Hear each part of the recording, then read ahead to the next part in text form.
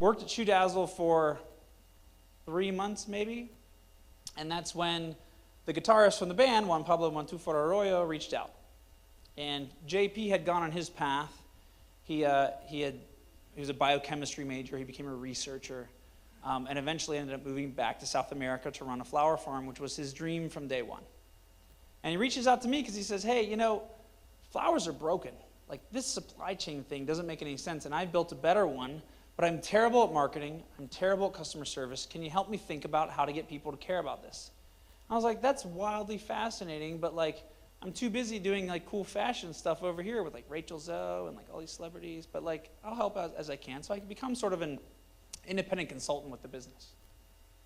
And then not too long after that, I go to buy flowers for my mom. And I go to Google, as we all do, and I type in online flower, delivery, or whatever it might be.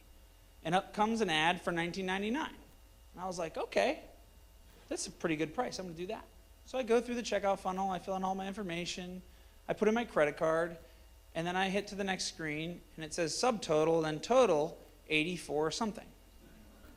And I was like, whoa, whoa, whoa. Like, where did it go from 19? And I literally started back clicking to try to see where it went to 84.50. And the answer was it did it on that screen because they had my credit card and they figured I'd pay them anyway.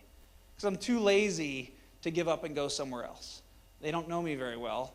Because I X'd out of that screen, but I didn't do it gently. I did it with force. I was like, no, I will not buy your flowers. And I was angry about it. So I went back to Google. I tried another search. I went to another site. I had the exact same experience 2 more times, where they bait and switched me on the price, which to me as a brand guy says, you're just lying to me, so why would I ever trust you with my loved one's experience, right? And so on the third one, I finally give up, and I check out, and I spend the $80 or whatever it might be. And now I'm at the end of this process, and I'm upset about it. And as a guy who just done consumer behavior stuff for Disney for 6 years, and a guy working in brand strategy at Shoe Dazzle, I thought, what a weird moment to be literally giving my mom the gift of flowers, which is about as sweet as you can be as a son. I'm not taking super credit, but like, that's a really nice thing to do. And I'm frustrated and angry, and this does not make any sense. This does not compute. I should not be sending flowers to my mom and be frustrated.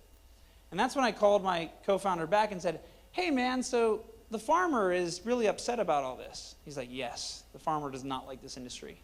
And I said, well, I'm upset too. And I'm like, what's happening between the farmer and me to ruin this entire experience? And that was sort of the beginning of how the Bouqs company came to be formed.